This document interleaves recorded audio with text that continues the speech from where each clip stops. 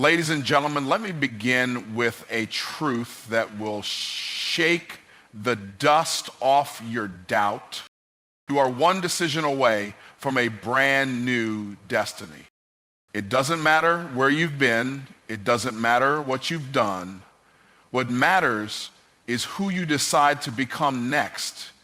You are not defined by your past. You are propelled by your purpose. And today we are going to ignite a fire inside you that will not go out. We're not just talking about improvement. We're talking about transformation. This is not about changing your situation. This is about changing your identity. So if you're ready to rise, to rebuild, to be reborn, let's go. To start a new life, the first and most critical step is making a real decision. One rooted in deep conviction, not in vague intention or emotional impulse. A decision made with conviction is not a casual thought, a wish whispered in a moment of frustration, or a goal jotted down on a vision board without action behind it. A real decision is the moment you cross an invisible line in your spirit. It is when you say with absolute certainty, I will never go back. This is who I am now, and this is the life I will build. Most people never start a new life because they never truly decide to. They hope for change. They pray for transformation. They talk about it, but inside they are still negotiating with their old self. Conviction eliminates negotiation. It doesn't keep the back door open. It burns the boats. It removes every excuse and silences every second-guessing voice. Until you reach that level of internal clarity, your life remains in limbo, caught between where you've been and where you want to go. Think about this. Every massive transformation in history, whether personal or global, began with a defining decision. Not when circumstances were perfect, not when all the resources were in place, but when someone said, enough. From this moment forward, everything changes. Making a true decision requires courage, because when you decide, you also cut away. That's what the word decide literally means, to cut off. When you decide to start a new life, you are cutting off the option of retreat. You are cutting off the excuses you used to hide behind. You are cutting off the identity you wrapped yourself in for years, even if it was painful, even if it kept you stuck. And yes, sometimes you are cutting off relationships, habits, and comforts that no longer fit the version of life you're stepping into. Here's what makes this point so powerful. It works regardless of your circumstances. You can be dead broke, emotionally shattered, unemployed, addicted, or starting over at 50. It doesn't matter, because a real decision doesn't require a miracle. It creates the space where the miracle can happen. The decision comes first. The clarity, the resources, the strength, the open doors, they show up only after you take that leap of conviction. Let me give you a simple, powerful example. There was a young man named Marcus who spent years drifting through life. He came from a broken family, dropped out of school, worked random jobs, and spent most nights scrolling through his phone in a fog of regret and comparison. Every New Year's Eve, he would make a resolution to change. But by March, he was right back where he started, living the same story with different dates on the calendar. One day, after a brutal breakup and the loss of his job, Marcus sat alone in his tiny apartment with nothing but silence and self-pity. And something snapped. But this wasn't the kind of breakdown that spirals into despair. It was a snap of clarity. For the first time, Marcus stopped blaming life. He stopped waiting for someone to save him. He stood up, looked in the mirror, and said out loud, "This is the last day I live like this. I'm not him anymore. I'm done." That was the moment everything began to shift. He didn't have a plan yet, but he had made a decision. He deleted the numbers of people who kept him stuck in old habits. He enrolled in an online course to build a skill. He started waking up at 5 a.m. to pray, to read, to work out. He didn't do it perfectly, but he did it decisively, and within a year, he was living in a new city, working in a new career, and building a new mind. All of that came not because the world changed, but because he did. The truth is, your breakthrough begins with one moment of certainty. The world responds to those who walk in conviction. Doors open, people appear, favor increases, but none of it starts until you plant your feet and decide.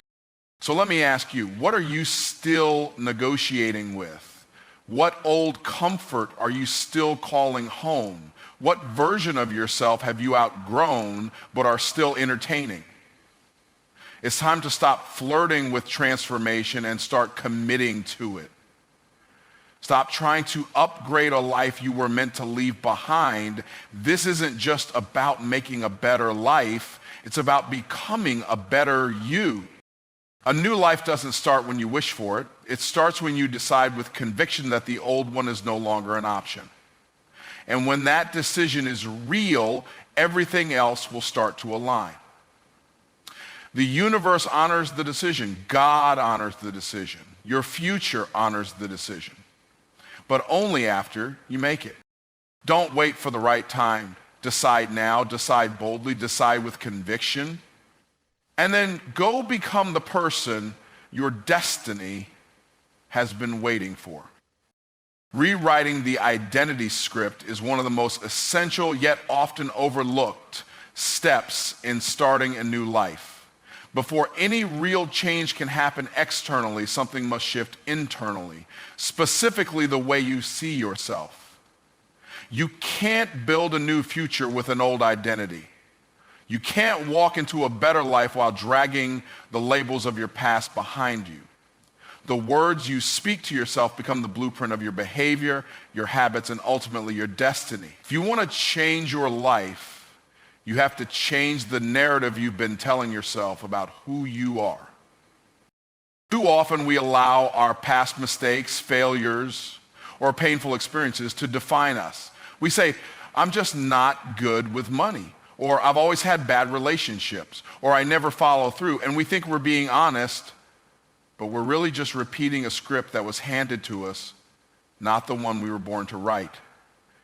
Identity is not about what has happened to you. It's about what you choose to believe about yourself. And here's the truth, your beliefs are more powerful than your background. Most people don't live according to their potential, they live according to their programming. Somewhere along the way, maybe through a broken home, a failed attempt, or a critical voice, they picked up an identity that said, you're not enough. And they carried that into adulthood like a name tag they forgot they were allowed to remove. But if you're going to start a new life, you must first let go of who you were told you were and begin to declare who you really are. You are not your struggle. You are not your trauma. You are not your worst day.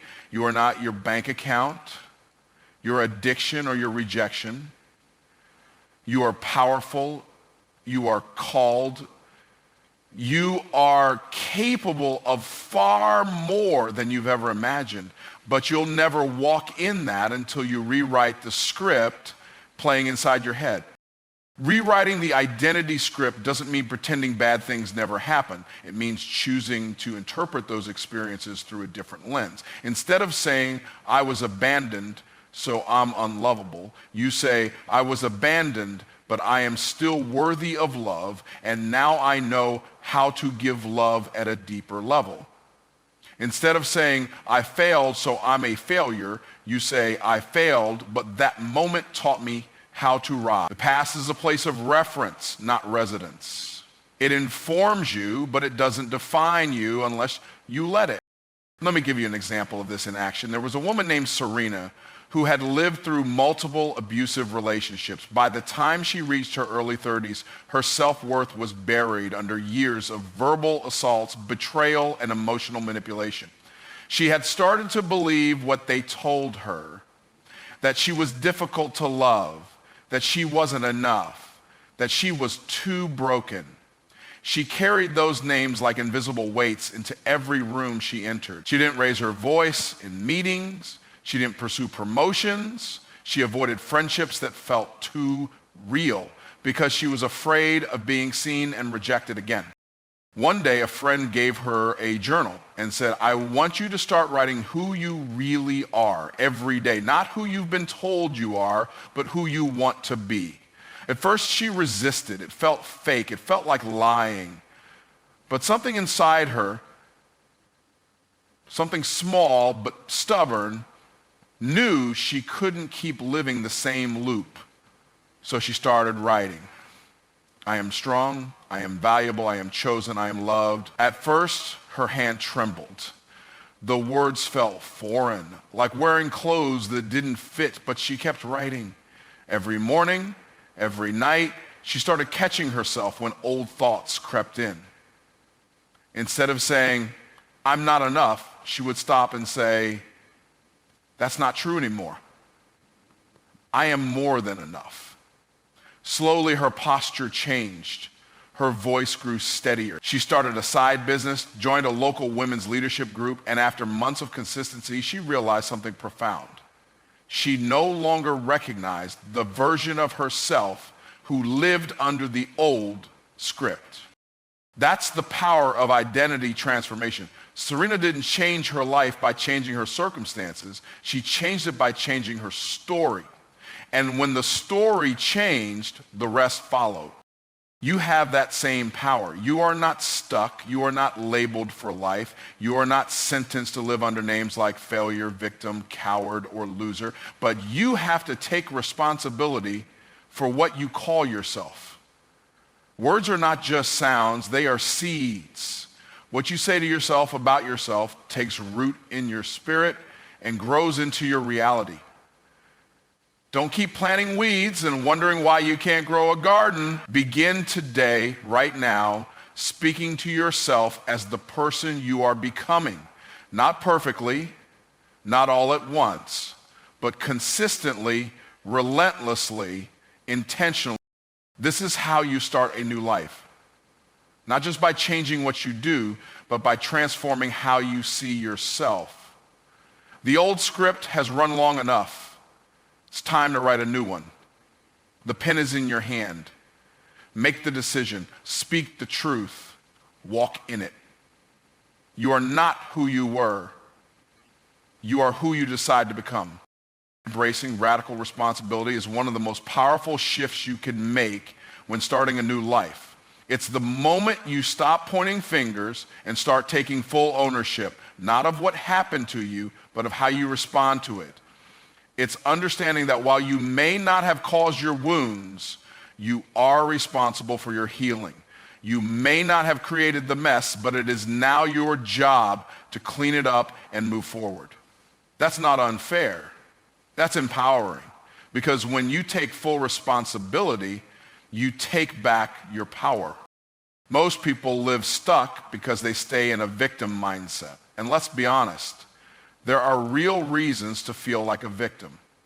Life can be cruel. People can be hurtful. Circumstances can be devastating. You may have been lied to, abandoned, cheated on, abused, or neglected, and it's not your fault. But if you keep holding on to blame, you keep handing your power to the people and situations that hurt you. Blame may feel justified, but it never brings transformation. Only responsibility does. Responsibility says, I am not in control of everything, but I'm in control of what I do next. It's not passive, it's active. It's not about fault, it's about freedom. When you say, I am responsible for my choices, my healing, my growth, my reaction, my results, you stop waiting for someone else to change your life. You become the one who changes it. And radical responsibility means you stop using your past as a permission slip to stay small. It means you stop saying things like, well, this is just how I am. Or if they hadn't done that to me, I'd be further ahead. No. That thinking may explain your past, but it will sabotage your future. The truth is, you can't rewrite your past, but you can author your future. and the pen is already in your hand. The question is, are you willing to stop reliving the story and start rewriting it? Here's a powerful example. There was a man named Darnell who grew up in a rough neighborhood.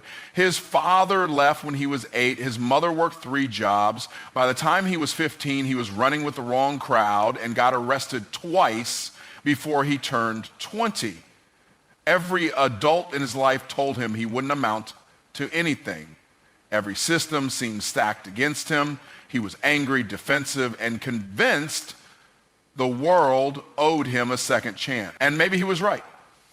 But something changed when he was sitting alone in a holding cell after his 3rd run-in with the law. A mentor who volunteered at the jail looked him in the eye and said, "I know what happened to you wasn't right, but what you do from here on out is on you. You can blame the world and stay here, or you can take responsibility and rise." That moment hit Darnell like a freight train. For the first time, he stopped rehearsing what had been done to him and started thinking about who he wanted to become. He enrolled in the GED program, read every book he could get his hands on, started journaling, and eventually got released. He took a job cleaning office buildings at night and used his breaks to study business.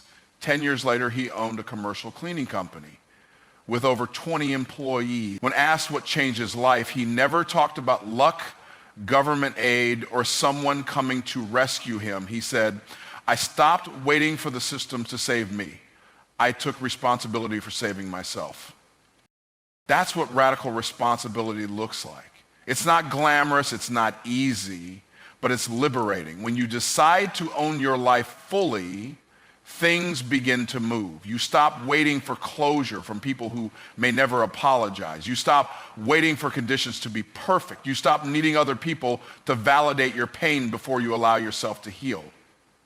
You become the kind of person who creates momentum, not the one who waits for motivation. Responsibility is not about carrying shame, it's about carrying authority. It means you say, "I've been through hell, but I'm still standing, and I will not let my past dictate my future." It means you recognize that your life is not a product of what happened to you, it's a product of what you decide to do with what happened. Every day you delay taking responsibility is a day you delay your breakthrough. You can't change what you refuse to claim. So if you want a new life, this is where you start, by stepping into full ownership. You may not control the wind, but you can adjust your sails. You may not choose the storm, but you can choose who you become in it. You're not helpless, you're not broken, you are powerful, you are responsible. And when you embrace that truth, the game changes. Not because life gets easier, but because you get stronger. Don't wait for someone else to hand you a new life. Take it, build it, lead it. Because when you stop blaming and start building, you stop surviving and start transforming. And that's when your new life truly begins. Separating from the old environment is one of the most difficult yet necessary steps when starting a new life. Because the truth is, you cannot build something new while staying planted in the soil that grew your dysfunction. You can't heal in the same environment that made you sick. You can't grow into the person you were created to become while still surrounding yourself with people, places, and habits that constantly pull you back to who you used to be. There comes a moment in every transformation journey where you have to make the bold, uncomfortable decision to step out from what's familiar, not because you hate where you came from, but because you love where you're going too much to stay. Your environment is more than just your physical space. It's your atmosphere. It's the energy you allow around you. It's the voices you listen to, the routines you tolerate, the habits that are normalized. Your environment is shaping you every single day, even when you don't notice it. And if you want to change your life, you have to examine what's been shaping your life so far, because the wrong environment will always sabotage the right intention. You could have the best mindset, the strongest goal, even the deepest desire to grow. But if you are surrounded by people who refuse to evolve, who laugh at your vision, who mock your progress, or constantly remind you of your past, your new life will suffocate in that soil. This doesn't mean you have to be angry. It doesn't mean you suddenly start judging everyone you've known.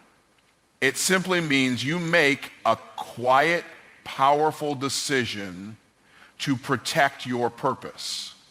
Some people are not bad. They're just not aligned with where you're going. Some environments are not toxic in an obvious way. They're just full of stagnation. And sometimes it's not even people. It's your daily routine, your digital inputs, your social media feed, or the physical space you live in that constantly anchors you to an old version of yourself. Starting a new life means creating space for something new to grow. That might mean changing your circle. It might mean spending less time in places that feed your insecurities. It might mean deleting numbers, unfollowing accounts, blocking distractions, or even relocating altogether. It might mean walking alone for a season, not because you're better than others, but because you're serious about not becoming who you used to be. When you separate from the old, you create the gap in which the new you can emerge. But if you keep watering what was, don't be surprised when what could be never has room to take root. Here's a powerful example. There was a young man named Andre who had grown up in a neighborhood where dreams died quietly. Everyone knew everyone and no one left. The unwritten rule was simple. Don't try too hard, don't dream too big, and don't act like you're better than the block. Andre had ambition. He wanted to start a business, travel, make an impact. But every time he spoke about his vision, he got laughed at. You, bro, sit down. That's not you. Every time he tried to save money or change his habits, someone would tempt him back with the old routine. Late nights, empty talk, quick highs. He knew deep down he was made for more, but his environment kept feeding the version of him that was trying to die. One day, after another weekend wasted in the same circle with the same conversations, Andre made a decision. He packed a bag, bought a one-way bus ticket to a nearby city, and told no one except his grandmother.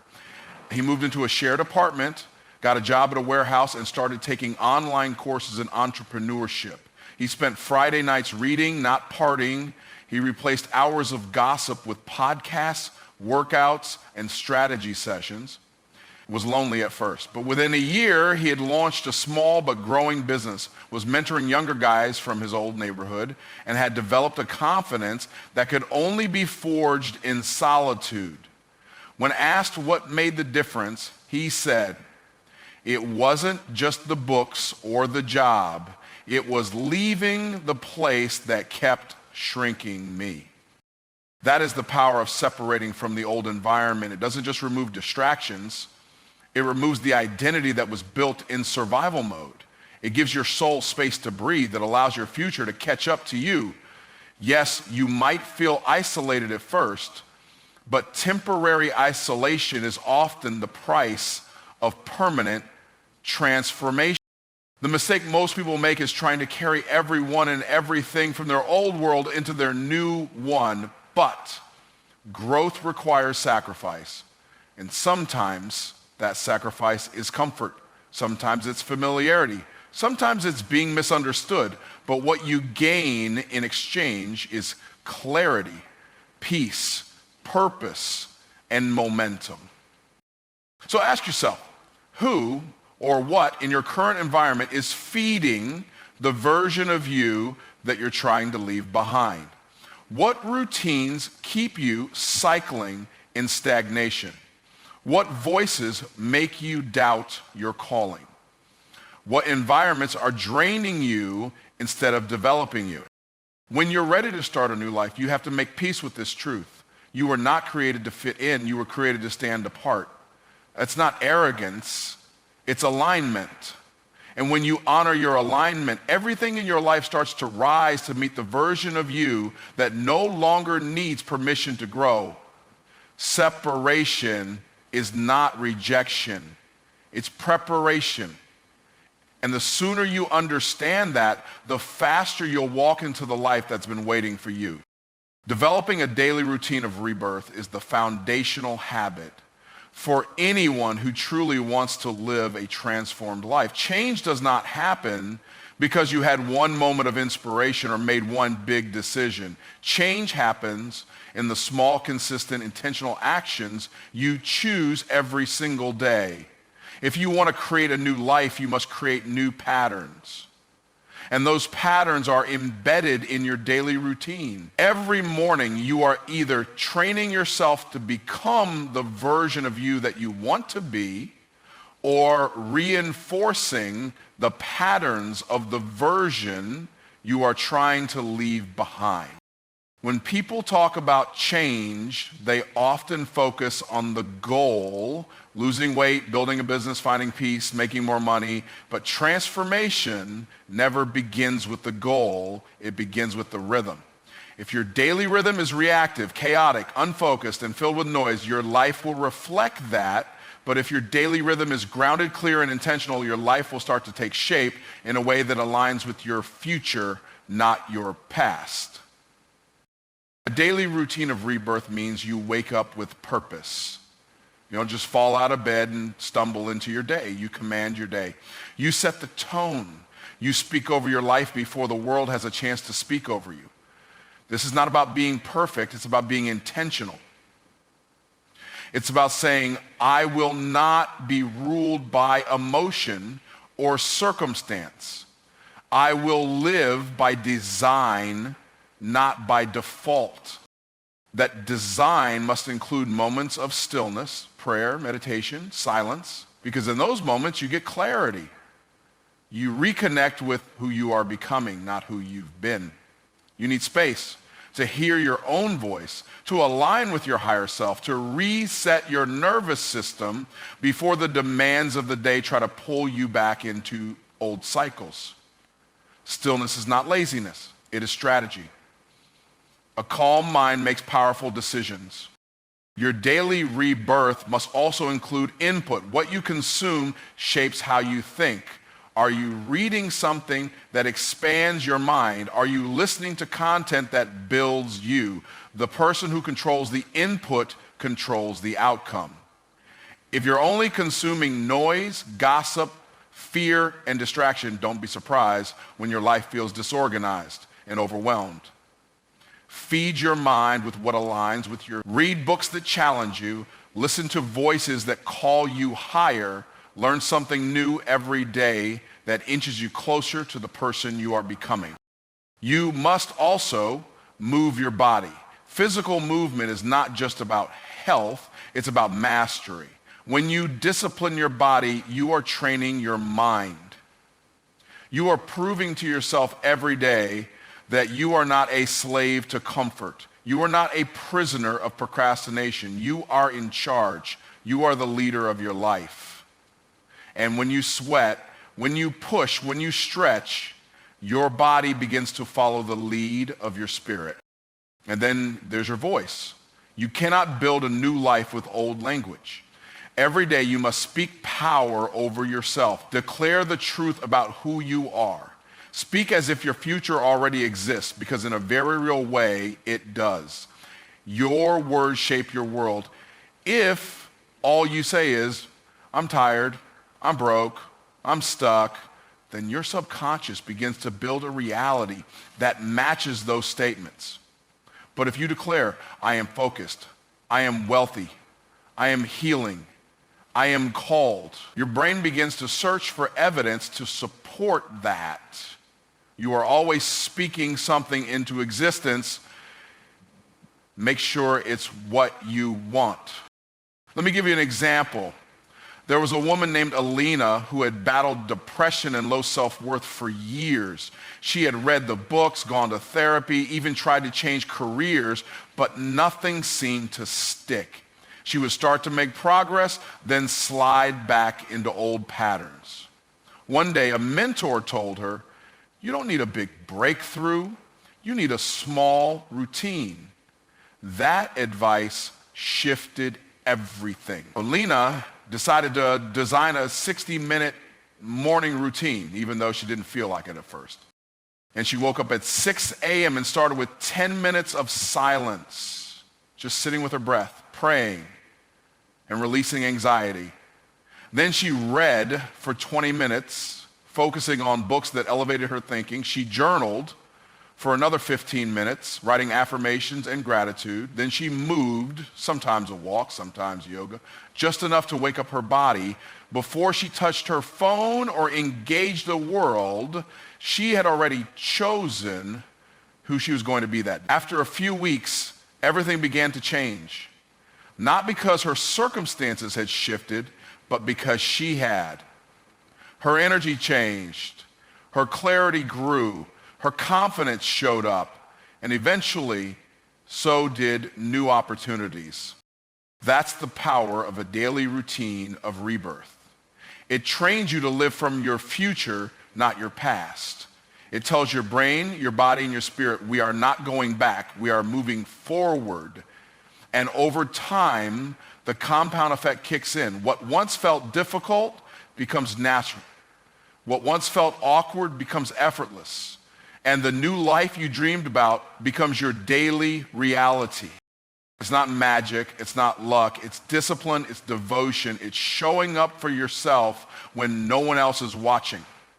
Because the secret to transformation is not found in the intensity of one big act, but in the consistency of small daily choices.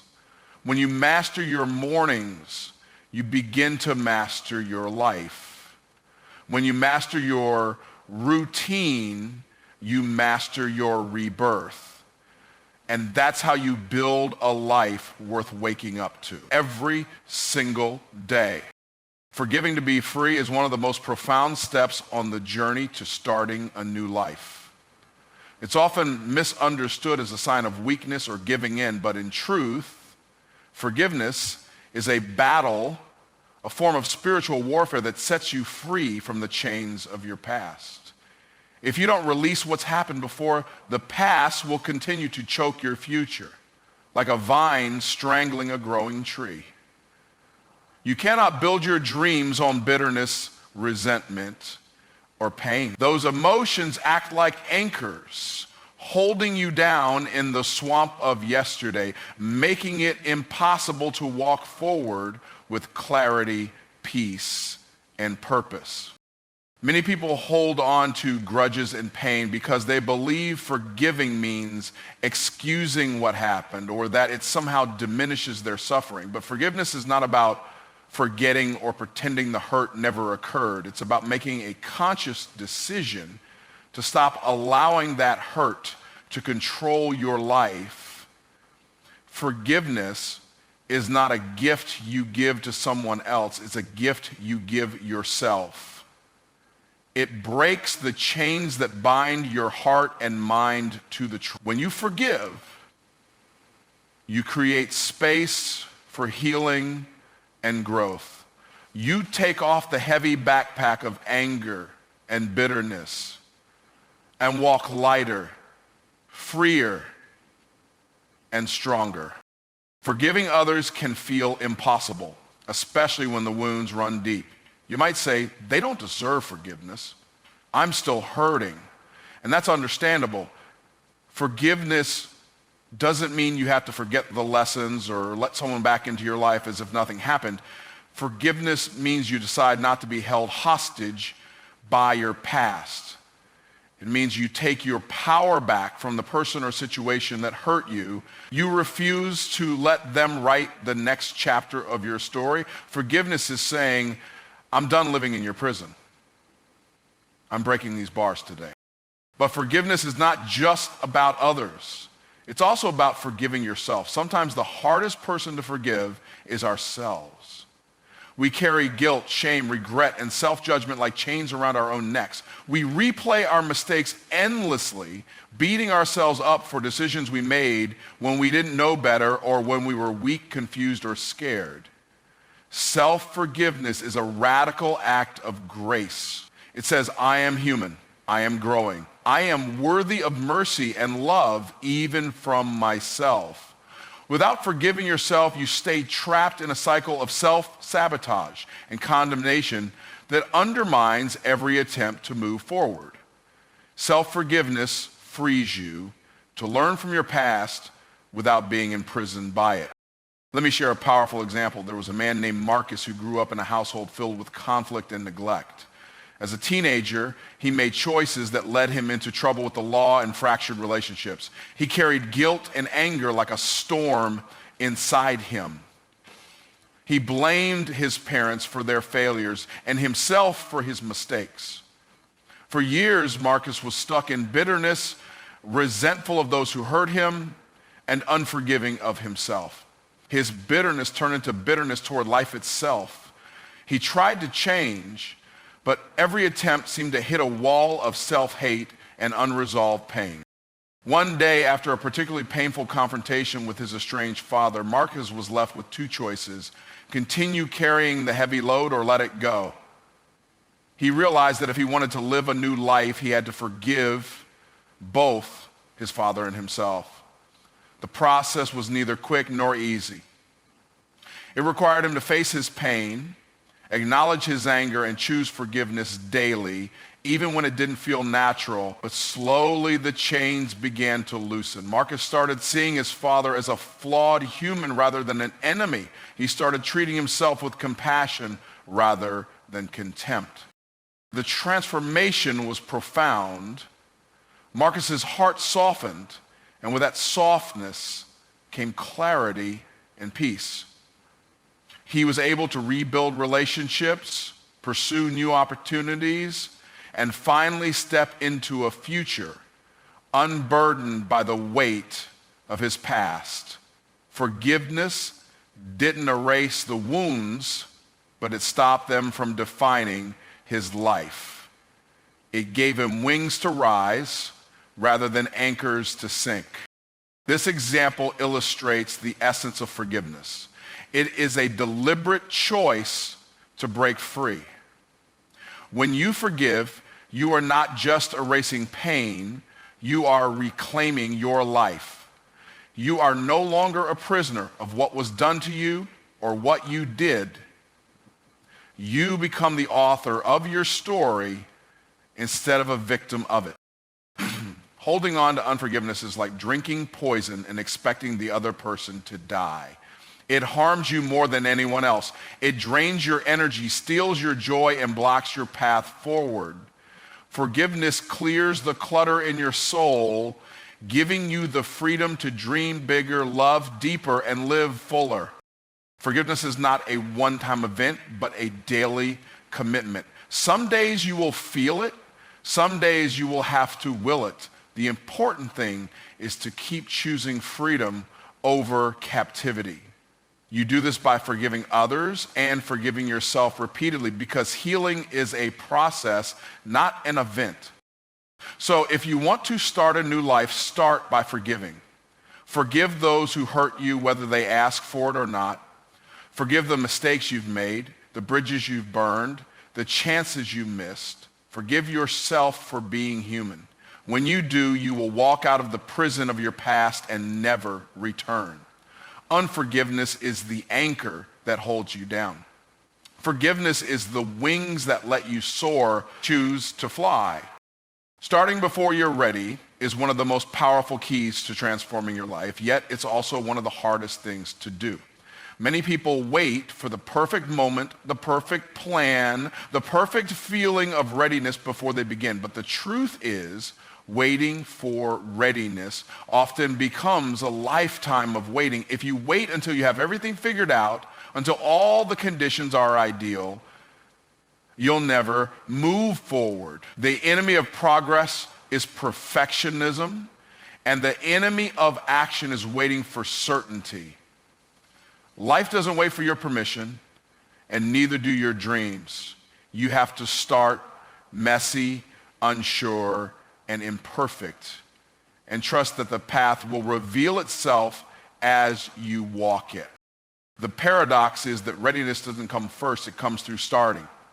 You don't find clarity by standing still, you find clarity by moving. Motion activates momentum, and momentum generates more motion. When you take the first step, even if it's shaky, even if it's small, you send a powerful message to your mind, your spirit, and the universe. You are committed. Commitment is the fuel for clarity. When you commit to showing up, the answers start coming. Opportunities begin to appear. The fog lifts a little at a time. But if you wait until the fog is gone before you move, you'll be stuck forever. Starting before you're ready means embracing uncertainty as part of the process. It means getting comfortable with not having all the answers, not knowing exactly how it will turn out, and trusting that your willingness to act is more important than your preparation. This is where faith steps in.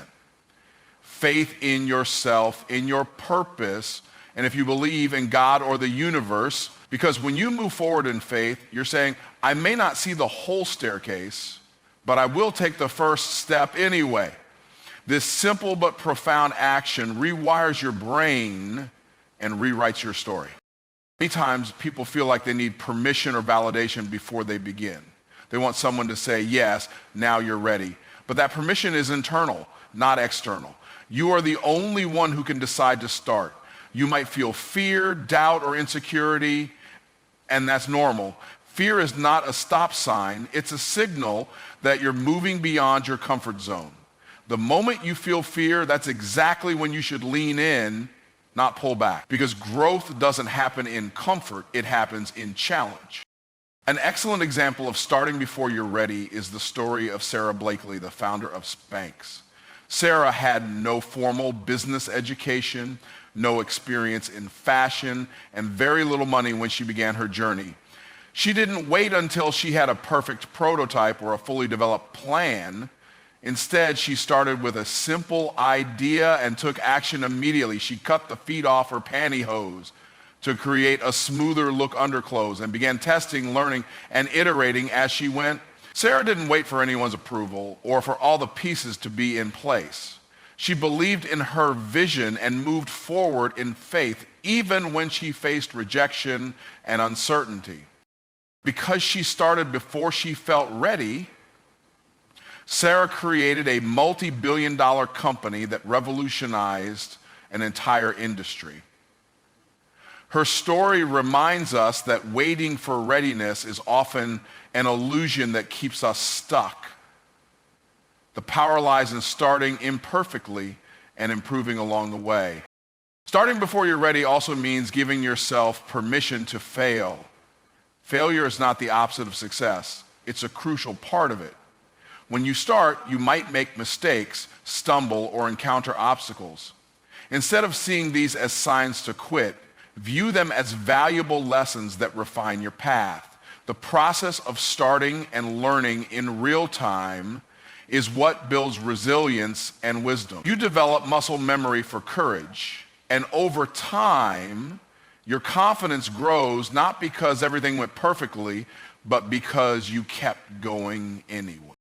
It's important to remember that starting doesn't mean reckless action or ignoring wisdom. It means taking smart, imperfect steps based on the information you have. It means breaking down your goals into small, manageable actions that move you closer to your dream.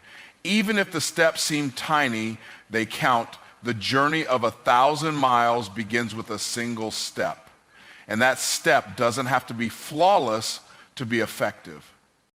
Another crucial aspect of starting before you're ready is that it builds momentum, which creates its own energy. When you take action, even in uncertainty, you activate a chain reaction. Doors open, people notice, ideas flow, and your energy shifts from hesitation to confidence. Momentum is the secret ingredient that transforms I hope into I will.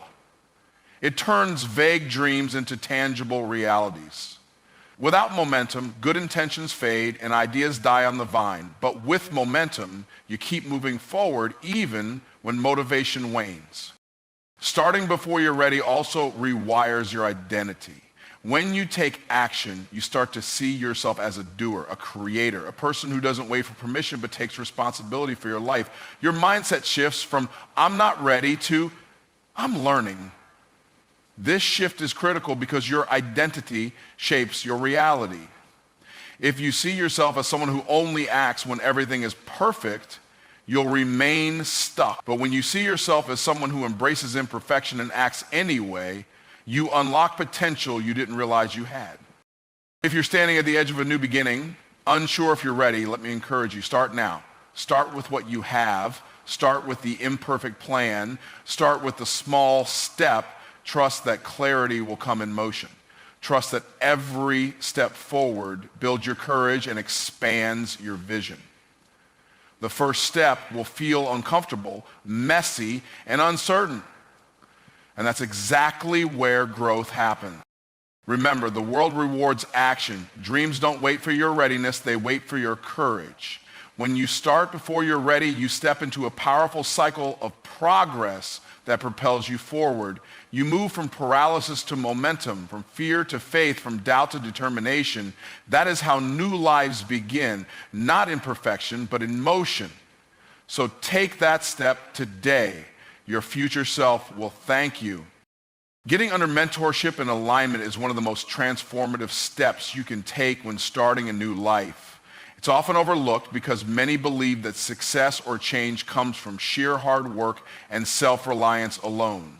But the truth is, while effort and determination are important, they are not enough to guarantee breakthrough and lasting transformation. The people you allow to influence your thoughts, actions, and beliefs shape your trajectory more than anything else. When you surround yourself with mentors, coaches, or leaders who have already walked the path you want to travel, you gain access to wisdom, shortcuts, and insights that would take you years to discover on your own. Mentorship is not just about learning skills or knowledge. It's about receiving guidance that aligns your actions with your highest potential. It's about stepping out of the crowd of trial and error and walking alongside someone who has already navigated those challenges successfully. When you get under mentorship, you plug into a source of experience and encouragement that keeps you from wasting time, making unnecessary mistakes, or giving up when obstacles arise. This kind of alignment accelerates your progress because you are no longer guessing or feeling isolated. You are moving with purpose, supported by proven wisdom. Many people try to reinvent the wheel, believing that their journey has to be unique or that asking for help is a sign of weakness. But the reality is that mentorship is a strength. It shows humility, courage, and a commitment to growth. When you get under the voice of wisdom, your mindset shifts. You begin to think bigger, act bolder, and expect more from yourself. The mentor's belief in you often becomes the fuel that drives you when your own motivation wanes. Their example becomes proof that what you desire is possible. Getting aligned under mentorship also helps you avoid the common pitfall of spinning your wheels in the wrong direction. Many people work hard but lack clear focus or the right strategies, so their effort doesn't produce the results they want. A good mentor helps you set priorities, create effective plans, and stay accountable. This alignment is not just practical, it's also spiritual and emotional. When you are aligned with someone who shares your values and vision, you receive not only strategic advice, but also encouragement that resonates with your purpose. You feel seen, heard, and supported in a way that keeps your fire alive. Let me illustrate this with an example.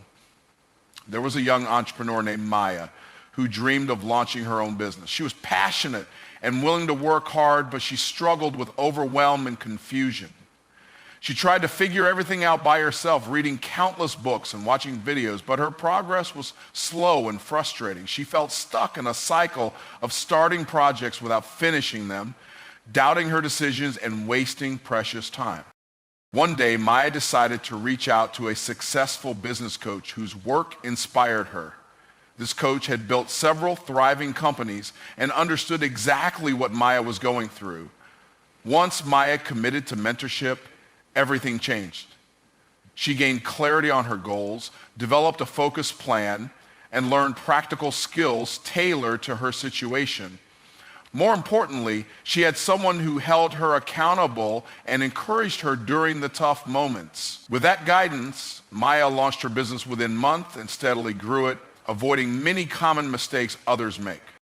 Maya's story shows how mentorship transforms not just the outcome, but the entire journey. It injects wisdom and confidence into your process, helping you rise in power and influence. When you get under mentorship, you're no longer alone. You join a lineage of success, tapping into a collective strength greater than yourself. Moreover, alignment means surrounding yourself with people and environments that support your new identity. This includes peers, communities, and resources that reflect the version of you want to become. You must step away from toxic influences, negative voices, and habits that pull you back into old patterns. Alignment with mentors is part of a larger ecosystem of support that creates momentum and sustains growth. When your environment reflects your goals, it becomes easier to stay focused and inspired. In conclusion, to start a new life, don't rely on hustle alone. Get under mentorship and alignment. Seek those who have walked before you, learn from their wisdom, and let their guidance shape your steps. Align your mind, heart, and actions with voices that elevate you. This is the fastest way to break through limits, accelerate growth, and create lasting change. When you come under wisdom, you rise in power. So take the step to find your mentor, join your tribe, and watch how your life transforms faster than you ever imagined. Listen to me. Starting a new life is not a fantasy, it's a formula. Decide, declare, detach, discipline, forgive, move, align, speak it, believe it, walk in it, and understand. You were not born to survive. You were born to transform. You were not created to wander. You were created to lead. So today is not just another day. This is a resurrection moment. Today you start again, not as who you were, but as who you were born to become. Go walk in it. The world is waiting for the new you.